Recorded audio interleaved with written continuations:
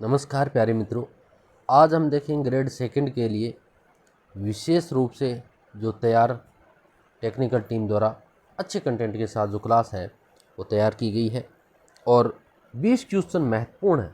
आज हम करेंगे। आपके 10 क्वेश्चन जो है वो पूछे जाएंगे राजस्थान भूगोल से संबंधित, लेकिन 20 लेके आए हैं। उम्मीद करते हैं यहाँ से 1 से 2 क्वेश्चन आपके जो एग्ज़ाम में देखने को मिलेंगे। संपूर्ण पाठ्यक्रम पर आधारित है, समग्रता के सिद्धांत पर ये टेस्ट सीरीज है। आगे बढ़ते हैं। राजस्थान के जिस जिले में सूर्य की किरणें का तिरछापन सर्वाधिक होता है वह जिला है, तो ये है तिरछापन वाला गंगानगर। ठीक है। सूर्य की किरणों का तिरछापन अक्षांश पर निर्भर करता है। जो स्थान भूमध्य रेखा से अधिक दूर होते हुए वहाँ किरणें अधिक तिरछी पड़ती है। राजस्थान गंगानगर राज्य का सबसे उत्तरी जिला है और अधिक उत्तरी अक्षांश कारण यहाँ सूर्य की किरणें सबसे अधिक तिरछी पड़ती है। इसके विपरीत दक्षिण जिलों में जैसे बांसवाड़ा की में किरणें अपेक्षाकृत कम तिरछी पड़ती है, इसलिए राजस्थान में सूर्य की किरणों का सर्वाधिक तिरछापन गंगानगर में है। राजस्थान में होर्सशू प्रकार की पहाड़ियाँ कहाँ हैं? होर्सशू प्रकार की जो पहाड़ियाँ हैं वो कहाँ हैं, आपको कहाँ मिलेगी? रामगढ़ बारां में, अकलेरा और टपुकड़ा वगैरह कहाँ? तो रामगढ़ बारां में। इसका उत्तर रामगढ़ बारां रहेगा। होर्सशू प्रकार की पहाड़ियाँ घोड़े की नाल के आकार की होती है। ऐसी पहाड़ियों में पर्वत श्रेणियाँ अर्धवृत्ताकार रूप में फैली होती है। अर्धवृत्ता रूप अर्धचंद्राकार रूप में फैली पाई जाती है और यह क्षेत्र अलवर जिले में स्थित है। ठीक है। रामगढ़ क्षेत्र जो है वो अलवर क्षेत्र जिले में स्थित है। यहाँ की पहाड़ियाँ घोड़े की नाल जैसी आकृति बनती है, इसलिए इन्हें होर्सशू पहाड़ियाँ कहा जाता है और इस कारण राजस्थान में होर्सशू प्रकार की पहाड़ियों का प्रमुख स्थान रामगढ़ माना जाता है। ठीक है।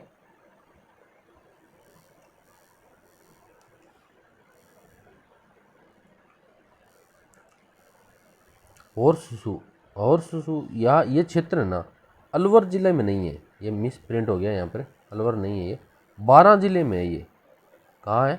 बारां जिले में है, ये आप ध्यान रखना। और इसकी सबसे चोटी है ना, होर्सशू पहाड़ियों की सबसे ऊंची चोटी होर्सशू की जो पहाड़ियाँ हैं, होर्सशू की जो पहाड़ियाँ, इनकी सबसे ऊंची चोटी कौन सी है? सबसे ऊंची चोटी है काबा। कौन सी? काबा, याद रखना, काबा नाम से है, काबा। ठीक है। काबा 456 मीटर ऊंची है, वो 456 मीटर ऊंची। तो ये 12 में है, याद रखोगे। रामगढ़ 12 में है और इसकी सबसे ऊंची चोटी है काबा। काबा 456 जो मीटर है, इतनी ऊंची रहे। आगे नेक्स्ट पर्सन पे चलते।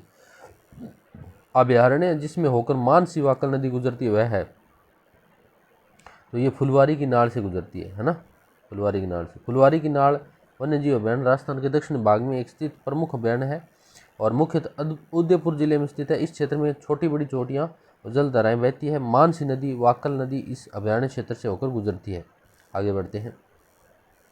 निम्नलिखित में से किस शहर में इंद्रप्रस्थ औद्योगिक क्षेत्र स्थित है? इंद्रप्रस्थ औद्योगिक क्षेत्र कहाँ है? कोटा में, है ना। कहाँ मिलेगा आपको? कोटा में इंद्रप्रस्थ है। ठीक है। ये व्याख्या दी हुई है।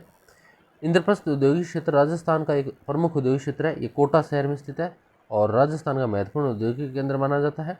रासायनिक उर्वरक तथा इंजीनियर से संबंधित अनेक उद्योग स्थापित है। इंद्रप्रस्थ औद्योगिक क्षेत्र के कारण कोटा औद्योगिक विकास को बढ़ावा मिलता है, इसलिए इंद्रप्रस्थ को औद्योगिक क्षेत्र का कोटा में स्थित है। आगे बढ़ते। भारतीय मौसम विज्ञान IMD, है ना, की परिभाषा अनुसार भयंकर सूखा होता है जब वर्षा की कमी पाई जाती है। वर्षा की कमी कब पाई जाएगी? जब 50% से अधिक वर्षा की कमी पाई जाती है ना, यानी 51% की अगर कमी पाई गई, 49% बारिश हुई और 51% की क्या पाई गई? कमी पाई गई, तो फिर वो सूखा संबंधित आएगा। तो 50 से अधिक। भारतीय मौसम विज्ञान विभाग वर्षा की कमी के आधार पर सूखे का वर्गीकरण करता है। जब किसी क्षेत्र में सामान्य वर्षा की तुलना में वर्षा कम होती है तो उसे सूखा कहा जाता है। यदि वर्षा में 25% से 50% तक की कमी हो तो इसे सामान्य सूखा माना जाता है। जब वर्षा में 50 से अधिक कमी हो जाती है तो उसे भयंकर सूखा कहा जाता है। ऐसे समय में जल की कमी, फसल की हानि, सूखे की स्थिति गंभीर हो जाती है। इसलिए IMD के अनुसार 50% से अधिक वर्षा की कमी होना भयंकर सूखा माना जाता है। राजस्थान बीज निगम लिमिटेड RSSC की का जो जो है स्थापना कब की गई, ठीक है, कि स्थापना कब की गई, तो ये 1978 में की गई थी, है ना। राजस्थान सीड्स 1978 में। राजस्थान स्टेट सीड्स कॉरपोरेशन, इसका फुल फॉर्म होती है राजस्थान स्टेट्स सीड्स कॉरपोरेशन, है ना। राजस्थान राज्य बीज निगम लिमिटेड की स्थापना 1978 में की गई थी और इसका मुख्य उद्देश्य किसानों को उच्च गुणवत्ता के बीज उपलब्ध करवाना है। संस्था प्रमाणित तथा उन्नत किस्म के बीजों का उत्पादन और वितरण करती है। इससे राज्य में कृषि उत्पादन बढ़ाने में सहायता मिलती है। निगम किसानों को बेहतर बीज तकनीक और सुविधाएं उपलब्ध प्रदान करता है, इसलिए राजस्थान राज्य बीज निगम लिमिटेड की स्थापना 1978 में की गई थी। हरित राजस्थान योजना आरंभ की गई। हरित राजस्थान योजना आरंभ की गई, कब की गई, तो हरित राजस्थानी जो है 9-2-11 हो जाओ, अब हरित राजस्थान योजना चल गई, अब 9-2 आप 11 हो जाओ, तो 9-10 में। हरित राजस्थान योजना का उद्देश्य राज्य में हरित क्षेत्र बढ़ाना। इस योजना की शुरुआत 2009 और 10 में की गई। इसका मुख्य लक्ष्य क्या है, राज्य में अधिक से अधिक वृक्षारोपण करना है। योजना के माध्यम से वन क्षेत्र बढ़ाने और पर्यावरण संतुलन बनाए रखने का प्रयास किया जाता है। इससे मरुस्थलीकरण को रोकने और जलवायु सुधार भी सहायता मिलती है, इसलिए हरित राजस्थान योजना की शुरुआत 2009 और 10 में की गई। ऊंट संरक्षण के लिए किस शहर को ऊंट संरक्षण केंद्र स्थापित किया जाएगा, बहुत ही महत्वपूर्ण क्वेश्चन है, आने लायक क्वेश्चन है, जयपुर के अंदर। ऊंट राजस्थान का राजकीय पशु है। ऊंटों की घटती संख्या को देखते हुए सरकार ने संरक्षण का प्रयास शुरू किया। इस उद्देश्य से जयपुर में ऊंट संरक्षण केंद्र स्थापित करने की योजना बनाई गई। इस केंद्र में ऊंटों का संरक्षण, प्रजनन और शोध कार्य किए जाएंगे। इससे ऊंटों की संख्या बढ़ाने और उनकी नस्ल सुधार सुरक्षित रखने में मदद मिलेगी, इसलिए ऊंट संरक्षण केंद्र जयपुर में स्थापित किया गया है। Very important question. राजस्थान पर्यटन विकास निगम लिमिटेड की स्थापना कब की गई, ये आपको मालूम होना चाहिए, तो 1 अप्रैल जो है 1979 को। राजस्थान पर्यटन विकास निगम लिमिटेड की स्थापना 1 अप्रैल 1979 को की गई। इसका मुख्य उद्देश्य राजस्थान में पर्यटन को बढ़ावा देना है। निगम पर्यटनों के लिए होटल, मोटर, रेस्तरां और परिवहन सुविधा उपलब्ध कराता है। राज्य के प्रमुख पर्यटन स्थलों विकास प्रचार प्रसार भी करता है। इससे राज्य की अर्थव्यवस्था पर्यटन उद्योग को मजबूती मिलती है, इसलिए राजस्थान पर्यटन विकास निगम लिमिटेड की स्थापना कब हुई, 1 अप्रैल 1979। 10 नंबर क्वेश्चन देखो आप। 2011 की जनगणना अनुसार राजस्थान में वह जिला जहां शहरी जनसंख्या राज्य सर्वाधिक है। अब इसमें अगर सीधा पूछे ना तो उत्तर इसका जयपुर है ना भाई, जहां शहरी जनसंख्या ज़्यादा है। अगर पूछ ले प्रतिशत में कौन सी ज़्यादा है, प्रतिशत में, है ना, प्रतिशत में कौन सी ज़्यादा है, तो फिर इसका उत्तर आएगा कोटा। प्रतिशत में कोटा है। ये क्वेश्चन रेट में 2023 वाली भर्ती में पूछा गया था, विवादित क्वेश्चन था, इसका उत्तर कोटा माना गया। इंग्लिश वर्जन में प्रतिशत लिखा हुआ था, इसलिए जो है इंग्लिश वर्जन में प्रतिशत लिखा हुआ था, वहाँ भी आपको देख लेना चाहिए। तो प्रतिशत के हिसाब से कोटा है। 2011 के अनुसार राजस्थान के जिलों में शहरी जनसंख्या प्रतिशत अलग अलग है। ये देखो प्रतिशत शब्द आ गया, प्रतिशत अलग अलग है। शहरी जनसंख्या का अर्थ शहरों और नगरों में रहने वाली जनसंख्या से। कोटा जिले में शहरीकरण का स्तर राज्य में सबसे अधिक पाया जाता है। कोटा एक औद्योगिक और शैक्षणिक केंद्र है। उद्योग, व्यापार और कोचिंग संस्थानों से शहरों में आबादी अधिक रहती है और जनगणना अनुसार शहरी जनसंख्या का प्रतिशत कोटा में। प्रतिशत शब्द आ जाए कोटा। निम्नलिखित में से किस राज्य की सीमा राजस्थान के साथ साझा नहीं करती?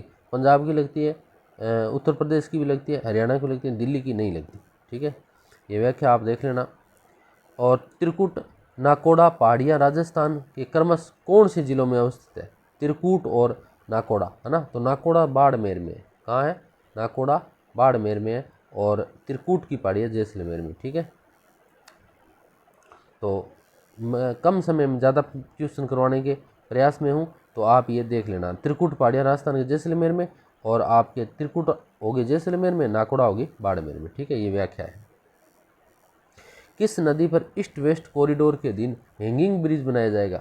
तो ईस्ट वेस्ट के हैंगिंग ब्रिज बनाया जाएगा चंबल पर। ठीक है, चंबल पर। ईस्ट वेस्ट भारत सरकार की प्रमुख राष्ट्रीय राजमार्ग परियोजना। उद्देश्य देश के पूर्वी और पश्चिमी भागों को सड़क मार्ग से जोड़ना है। जो पूरे देश का जो पूर्वी और पश्चिमी भागों को जोड़ने के लिए जो है वो ये बनाया गया है। और इसके अंतर्गत कुछ स्थानों पर बड़े पुलों का निर्माण प्रस्तावित किया गया है। राजस्थान में चंबल नदी पर हैंगिंग यानी लटकता ब्रिज बनाने की योजना बनाई गई। यह क्षेत्र गहरी घाटियों और भीड़ों के कारण पुल निर्माण के लिए प्रसिद्ध है, इसलिए ईस्ट वेस्ट कॉरिडोर के अंतर्गत हैंगिंग ब्रिज चंबल नदी पर प्रस्तावित है, अब बनाया जाएगा। हाईटेक प्रेसिजन ग्लास फैक्ट्री कहाँ है? आइजन ग्लास जो फैक्ट्री होती है वो आपकी कहाँ मिलेगी? आपको ये आपको मिलेगी कहाँ मिलेगी बताओ, उत्तर में लिखो आप कहाँ है। तो ये मिलेगी धौलपुर में, ठीक है। कहाँ मिलेगी? धौलपुर में, धौलपुर में है। धौलपुर राजस्थान का एक महत्वपूर्ण औद्योगिक क्षेत्र है और Hitech Precision Glass Factory Dholpur में है। इस फैक्ट्री में उच्च गुणवत्ता प्रेसिजन ग्लास फैक्ट्री का निर्माण किया जाता है, ठीक है। रोजगार और औद्योगिक विकास को बढ़ावा मिले। Hitech Precision Glass Factory Dholpur में स्थित है। आगे देखो, निम्नलिखित में से राजस्थान का कौन सा क्षेत्र मानसून के अरब सागर से अधिकतम वर्षा प्राप्त करता है? तो दक्षिण पूर्वी जो ये हमारा राजस्थान है ना,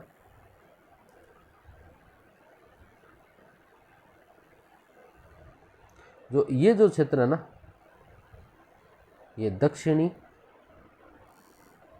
और ये पूर्वी, ये जो क्षेत्र है वो ज़्यादा यहाँ से जो है बारिश इधर आती है, ये ज़्यादा प्राप्त है, दक्षिण तथा दक्षिण पूर्वी क्षेत्र, ठीक है, ध्यान रखो। ये व्याख्या आप देख लेना। भारत में मानसून दो शाखाओं से आता है, अरब शाखा से और बंगाल की शाखा से, है ना। अरब शाखा दक्षिण पश्चिम दिशा से राजस्थान में प्रवेश करती है। सबसे पहले यह वर्षा दक्षिण राजस्थान के क्षेत्रों में होती है, विशेष रूप से उदयपुर, बांसवाड़ा और कोटा क्षेत्र अधिक वर्षा प्राप्त करता है। अरावली पर्वतमाला के कारण इन क्षेत्रों में वर्षा की मात्रा और बढ़ जाती है, इसलिए राजस्थान का दक्षिण पश्चिमी पूर्वी जो क्षेत्र है वो सबसे ज़्यादा बारिश प्राप्त करता है। राजस्थान में प्रधानमंत्री कृषि सिंचाई योजना PKSY का केंद्र और राज्य का जो हिस्सा है वो 60-40 है। कितना है? 60-40, याद रखोगे। ये व्याख्या आप 2015 में शुरू की गई थी, प्रधानमंत्री कृषि सिंचाई योजना, है ना। प्रधानमंत्री कृषि सिंचाई योजना 2015 में शुरू की गई थी। इसका उद्देश्य हर खेत को पानी उपलब्ध करवाना है और हर खेत को पानी उपलब्ध करवाना है और तहत सुविधा का विस्तार और जल संरक्षण को बढ़ावा दिया जाता है। राजस्थान सहित अधिकांश राज्यों में इसका वित्त पोषण केंद्र सरकार को मिलकर करते हैं, 60 और 40 की राशि वहन करते हैं, ठीक है। और प्रधानमंत्री कृषि सिंचाई जो योजना बहुत महत्वपूर्ण योजना 2015 में, आप हमारे चैनल पर लगाओगे प्रधानमंत्री कृषि सिंचाई योजना तो आपको मिल जाएगी, करवा रखी हमने, तो वो आप देख लेना। 60-40 है हिस्सा इसका। JFM का पूरा नाम क्या है? तो JFM का पूरा नाम है जॉइंट, जो है ना आपका जॉइंट मैनेजमेंट, ये फॉरेस्ट मैनेजमेंट, जॉइंट फॉरेस्ट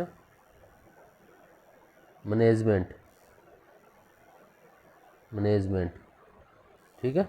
तो संयुक्त वन प्रबंधन, जॉइंट फॉरेस्ट मैनेजमेंट JFM का संयुक्त अर्थ वन प्रबंधन है। एक ऐसी व्यवस्था है जिसमें सरकार और स्थानीय लोग मिलकर वनों का संरक्षण करते हैं। योजना का उद्देश्य है सुरक्षा और उनका सतत विकास करना। ग्रामीणों की भागीदारी से वन संरक्षण और वृक्षारोपण को बढ़ावा दिया जाता है। इससे स्थानीय लोगों को वन संसाधनों से लाभ भी मिलता है और JFM का पूरा नाम है संयुक्त वन प्रबंधन। 20वीं पशुगणना 2019 के अनुसार राज्य की कुल पशुधन कितना है? तो 5, 6, 7, है ना। ये पशुधन याद रखोगे, 5, 6, 7 ये व्याख्या है और इसमें ये पशुधन कितने होगी? 5, 6, 7 याद रख लोगे, ठीक है। ये लाख है, 5, 6, 7 यानी 567.70 लाख पशुधन है। राजस्थान में इको टूरिज्म की नीति कब जारी की गई? नीतियाँ भी करवा रखी है चैनल पर, आप लगाओगे तो पता चल जाएगा। तो जुलाई 21 में इको 21 में राज्य सरकार द्वारा जारी की गई थी नीति, जुलाई 21 में। और उद्देश्य है प्राकृतिक जो स्थल है अनुकूल पर्यटन को बढ़ावा देना। इसके तहत वन क्षेत्रों, प्राकृतिक स्थलों का संरक्षण करते हैं, विकसित किया जाता है, स्थानीय लोगों को रोजगार के अवसर मिलते हैं। 21 में जारी की गई। राजस्थान 2011 के भारत में कितनी प्रतिशत जनसंख्या थी? तो जनसंख्या थी 5.66%, 5.66%, है ना। 2011 के अनुसार कुल जनसंख्या 121 करोड़ थी और उसमें 6.86 करोड़ दर्ज की गई कुल जनसंख्या और ये संख्या भारत की कुल जनसंख्या का लगभग 5.66%। ठीक है, तो ये थे आज के हमारे महत्वपूर्ण 20 क्वेश्चन। जियो से संबंधित 20 क्वेश्चन है, और इसी प्रकार हम और भी क्वेश्चन जो है इसमें करवाते हैं, और कल्चर के भी करवाते हैं, मॉडल पेपर भूगोल के भी डाले हैं, और पॉलिटी के भी 20-20 क्वेश्चन सेकंड ग्रेडों को समर्पित स्पेशल जो है क्वेश्चन मैं बार बार करवा रहा हूँ। तो हर पार्ट से 10 क्वेश्चन आने हैं, ज्योग्राफी पार्ट से आने तो 20 क्वेश्चन हम लेके आ रहे हैं, पॉलिटिकल के 20 क्वेश्चन लेके आते हैं, कल्चर के 20 क्वेश्चन लेके आते हैं। इसी प्रकार से फर्स्ट पेपर से संबंधित है। तो चैनल को लाइक करें, सब्सक्राइब करें, और मिलते हैं नेक्स्ट वीडियो में। तब तक के लिए जय हिंद, जय भारत, जय राजस्थान।